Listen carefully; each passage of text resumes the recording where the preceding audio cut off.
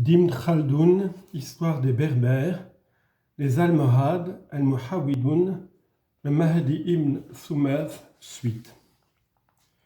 Plus tard, le Mahdi ben Thumath prit la route du Maghreb avec son compagnon et entré dans le Wansherish, il rencontra et emmena avec lui un homme nommé Bashir al-Wansherishi, lequel devint dans la suite un de ses principaux disciples. Arrivé à Tlemcen, où sa réputation l'avait devancé, il se vit conduire devant le Qadi, Ben Saheb as-Salat. Ce fonctionnaire lui reprocha les doctrines dont il faisait profession et le réprimanda de s'être mis en opposition avec les gens de son pays. Il croyait le détourner ainsi de la voie où il s'était engagé, mais le réformateur ne tint aucun compte de ses paroles et poursuivit son chemin. Arrivé à Meknassa, Mekinef, après avoir traversé Fès, il déploya tant d'ardeur dans la répression des scandales et des abus que les gens du peuple s'ameutèrent contre lui et lui donnèrent des coups de bâton. En quittant cette ville, il se rendit à Maroc et recommença son rôle de réformateur. Il alla même en voir le souverain Ali ben Youssef, qui assistait dans la mosquée à la prière du vendredi, et lui adressa une vigoureuse remontrance. Un autre jour, il rencontra Soura, sœur de ce prince qui allait en public, la figure découverte, ainsi que faisaient toutes les femmes almoravides, et choqué de ce spectacle, il lui fit une vive réprimande.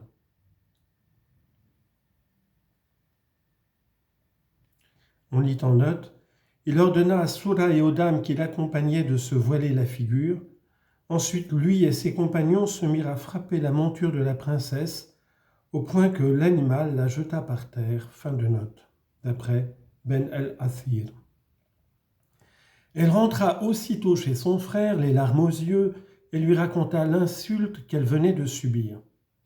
Ali, connaissant déjà par la renommée les opinions de Ben Thumath, les soumit à l'examen de ses jurisconsultes. Ce docteur, partisan dévoué de la secte Asharite, est toujours porté à donner une interprétation allégorique aux passages obscurs du Coran, reprochait à ses adversaires leur obstination à suivre le système des premiers musulmans, lesquels avaient pris ces passages dans leur sens littéral. Il pensait que le commun des hommes, en les récitant, devait se figurer Dieu avec une forme corporelle et qu'il méritait pour cette raison d'être regardé comme infidèle.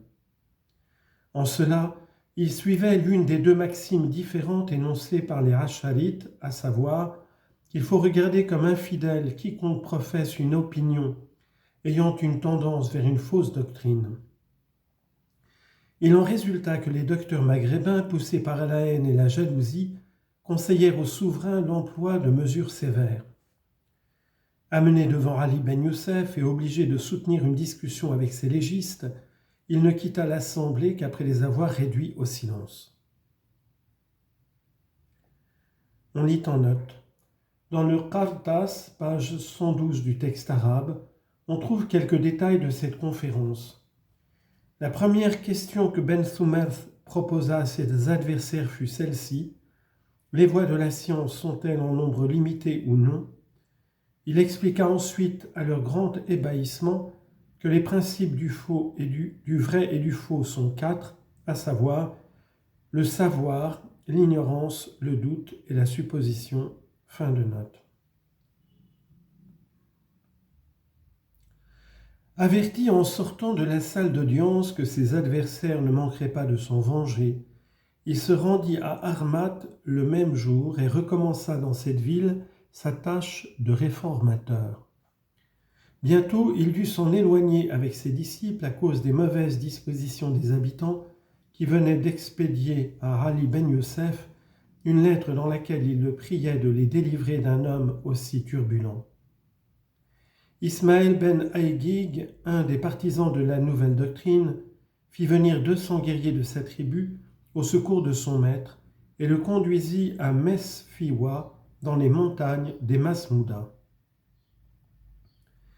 Ibn Thumath passa ensuite chez les Hintata, où il fut très bien reçu par un de leurs cheikhs, appelé Omar, fils de Yahya ben Muhammad ben Waluddin ben Ali, et généralement connu par le nom d'Abu Hafs Omar. On lit en note, ce chef fut l'aïeul des Hafsides. Chez les Almohades, il portait le titre de cheikh, ou shir en arabe. Les Hintata désignaient la famille de ce chef par appellation des Banu Faskat, et leurs généalogistes disent que Faskat était le grand-père de Wanuddin. Ils ajoutent que l'on désignait Omar par le surnom d'Inti parce que les Hintata s'appellent ainsi dans leur langue. Au reste, nous exposerons sa généalogie en traitant de la dynastie Hafside. L'imam ayant quitté les Hintata se dirigea vers Aïgilin, dans le pays des Herra, et s'arrêta au milieu de sa tribu.